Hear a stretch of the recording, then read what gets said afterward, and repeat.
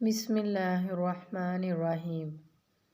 ایک کسان نے اپنے 10 کے 10 بچوں کو ایک قطار میں کھڑا کیا ہوا تھا اور ان سے تفتیش ہو رہی تھی کہ بتاؤ چھت پر رکھے ڈرم کو کس نے دھکا دے کر سیڑھیوں سے نیچے گرایا۔ کسی بچے نے کوئی جواب نہ دیا۔ کسان نے پھر زور دے کے پوچھا، ڈرم کو کس نے دھکا دے کر سیڑھیوں سے نیچے گرایا تھا؟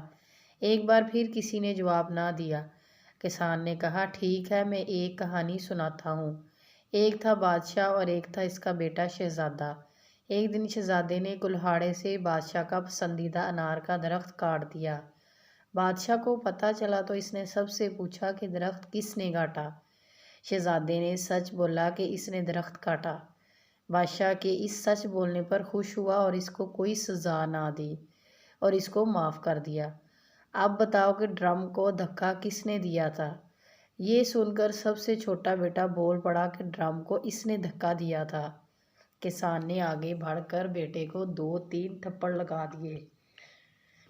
تھپڑ کھا کر معصوم بیٹا رونے لگ گیا اور اپنے سرخ انار جیسے گال سہلاتا ہوا بولا، شہزادہ سچ بولا، اس کو سزا نہیں، میں سچ بولا تو مجھے سزا کیوں؟